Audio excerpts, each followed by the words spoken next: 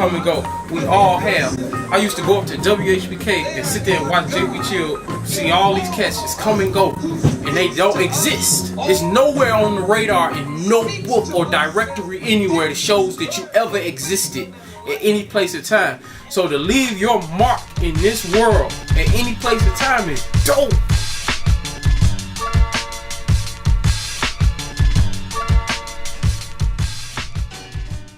I guess one good thing I could recommend to anybody doing music is to own what you do. I cannot imagine any of my peers or people I don't know or don't like or don't want to know because they soft and they pumps is that you can't own your music, or anybody owns an aspect of what you do. It's a creative expression. So how can somebody else dictate how you do that? In the long run, people claim independent record label this, independent artist that's indie. They use them words when they've been owned by another individual. Their songs and stuff that they do. Don't no man on this earth own nothing I do. And if he think I do, watch me put it out.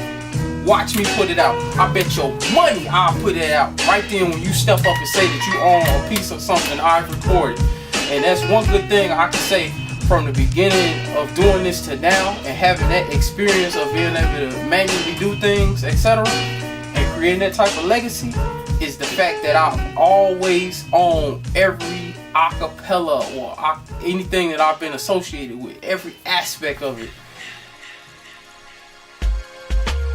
I do a lot of art, visual art. That's my thing. Not just being so one-dimensional and stuck in no music. You know what I mean? Always give yourself like this freedom to express yourself in every way that you know how to do it and that you want to do it, and not feeling like you have to do something a certain way or because of certain things. Do what you want to do. That's what I always felt about things. Be exactly who you are. Like if you that dude off the south side and that's how you talk and that's how you are, that's how you should present yourself. You shouldn't have to be this puppet. A lot of these dudes do music, they puppets. They get their little recognition and props and, you know, go around and all that stuff, and they start acting funny. You know what I mean? They clothes, they be having like little funny clothes on, little funny voices and attitudes and all that stuff, primping themselves, making themselves like more accessible to certain people, and doing everything they do have to be more visually stimulating. They have to take a certain type of picture. We used to like trade things, like they call it a bar system.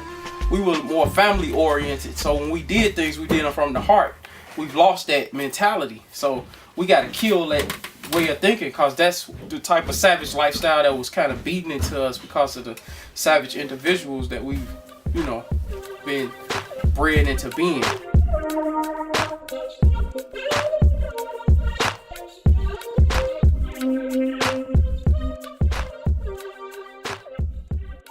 I think when I first started, and one thing I was talking to some dudes about, one thing make you feel real good is when you press your own vinyl. You used to have to record your own tapes, and you had to like you know, do your own CDs, every little thing. You know, really not so much into CDs and the digital stuff, but the analog stuff, like when you used to have to manually do it yourself, because it's a manual thing, so you have to like go through that process. That was the greatest. Like going up to the United Press plant in Nashville, or down to it, and seeing they were showing us how they do the vinyl pressing and showing us how they made the plates and cut the lacquers and all that stuff. And all of that process was like interesting, watching how your sound transferred from your recorded source to like a piece of wax, you know what I mean, or vinyl. I thought stuff like that is always interesting. I think another good experience was being raised around like soulful people and being inspired by somebody in your family that does the music, and it kind of inspired you to do something to the, you know, to add on to it.